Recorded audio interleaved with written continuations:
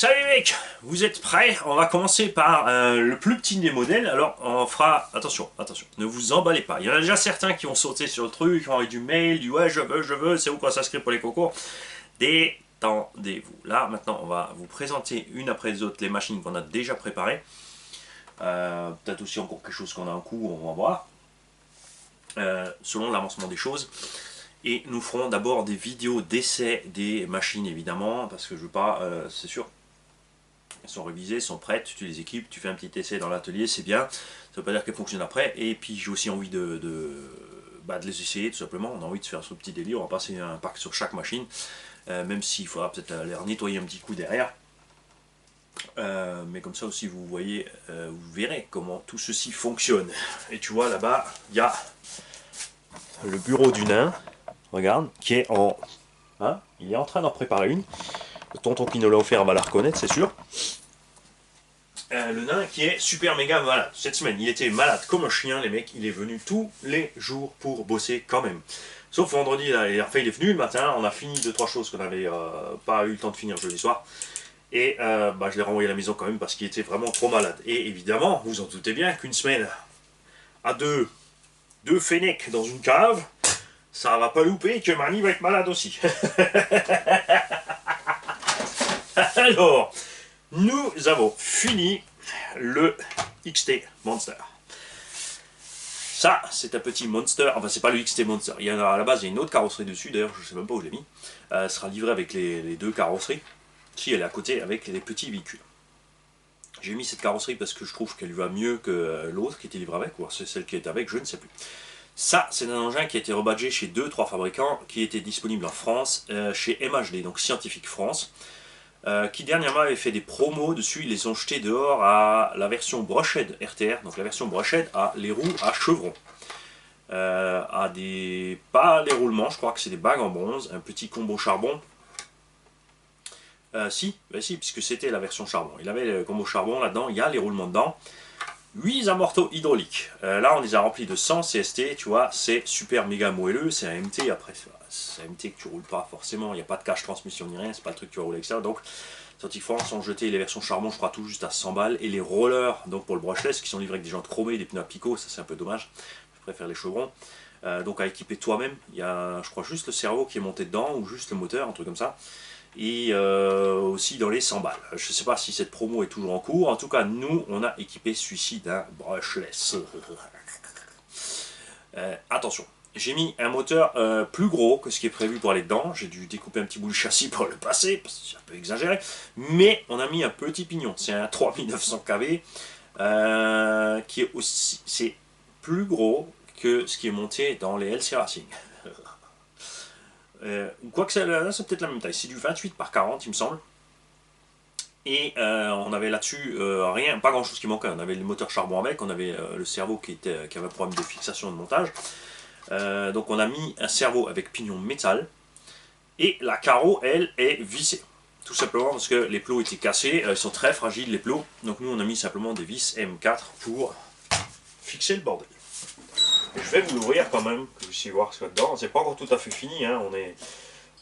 Comme dit, on va l'essayer. On fait un petit essai à l'intérieur. Donc avec ce système, tu peux régler ta hauteur de carrosserie comme tu as envie à gogo. C'est solide. On a testé. Sûr, j'aurais préféré des montants flexibles, mais on n'avait rien d'autre sous la main dans cette taille-là. Donc ça va très bien. Simplement, on dit des clips de carreaux sous les vis pour les maintenir dessus. Et là, je vais m'approcher parce que tu vois que dalle. Alors, il n'y a pas beaucoup de place. On a donc mis un moteur 28 par 43 1900 kV qu'on avait reçu avec une petite, un 16e Graupner qui n'existe plus. Dont les pièces sont très dures à trouver, même si c'était aussi un rebadge, on trouve encore du rebadge, mais c'était c'était pas vraiment réparé. Enfin, on aurait pu réparer, mais c'est vraiment pas top. Il aurait fallu chercher les pièces trop longtemps, ça serait revenu trop cher, donc on a juste utilisé l'électronique. Donc on a ici le moteur, on a utilisé un petit Vario issu d'une Mini 8, donc 30 ampères brushless. On a mis une de ces petites radios ici que j'ai eu donc en Chine, pas cher. Cette petite radio qui se démonte. Hop, tu la ranges tranquille.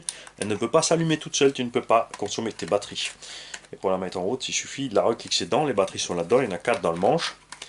C'est suffisamment précis, il y a une bonne portée. On a le trim évidemment gaz et direction. Le PA de la voie 3 est 4. La voie 3 est un simple interrupteur 2 voies. La voie 4 est un interrupteur 3 positions. Et on a les inversions pour toutes les voies. Donc relativement complet quand même. Tu vois, il n'y a pas une grosse tête comme la Radio Arma. C'est petit, c'est compact pour un gamin. Moi je trouve ça chouette. Pour l'instant c'est EC3, il faudra qu'on check ce qu'on a en... Donc normalement on peut la livrer avec une petite NIMH, un petit chargeur automatique NIMH en EC3. Ça ne sera pas trop violent, l'avantage du NIMH, le gamin pourra rouler jusqu'à la coupure sans encombre. Donc le cerveau, pignon métal. Tout petit pignon pour pas aller trop vite. Parce que là avec un 3900 kV on ira vraiment trop vite. Là on doit aligner un petit 25-30, c'est parfait pour faire mumuse à l'intérieur. Il y a 4 cardans télescopiques là-dessus, double CVD, en plastoc, mais ça tient le coup. Ce qui est un peu dommage, on a un diff à l'avant, ce qui est un peu dommage, c'est qu'on a un essieu rigide à l'arrière. J'aurais bien aimé ça, je vais peut-être encore voir pour choper un diff pour l'arrière. Ça, parce qu'on n'a pas de diff central, on n'a pas de slipper, on a donc énormément de stress sur ce diff arrière avec ça. Quand on force, ça peut un petit peu sauter les dents. Après, c'est fait pour rouler sur des surfaces glissantes. C'est pas un crawler, c'est rien. Nous on l'a essayé dans la maison, on s'est éclaté comme des petits cochons et ça va très bien. Donc on va faire la vidéo de ce machin, on va quand même faire un petit essai à l'extérieur. On va se trouver un bon petit spot sympathique. Ou alors on se fera un petit spot à l'intérieur, on utilisera des cartons et des machins pour se faire des petits rangs, pour se faire un mini circuit de MT. Là évidemment j'ai utilisé une version terroriste parce que j'ai une batterie en XT60. Et en partant en EC3, j'ai que un petit adaptateur qui va sur une DIN. Et j'ai donc un DIN sur machin. Donc ça, c'est exactement ce qu'il ne faut pas faire. C'est hyper dangereux. Enfin là, à cette petite échelle, évidemment, le risque est vraiment extrêmement minime. Avec la faible puissance qui passe, mais ne faites surtout pas ça ailleurs, évidemment, c'est clair. Moyen de prise, mieux c'est. Nous, on aurait pu rapidement souder directement une autre prise entre le machin et le bidule.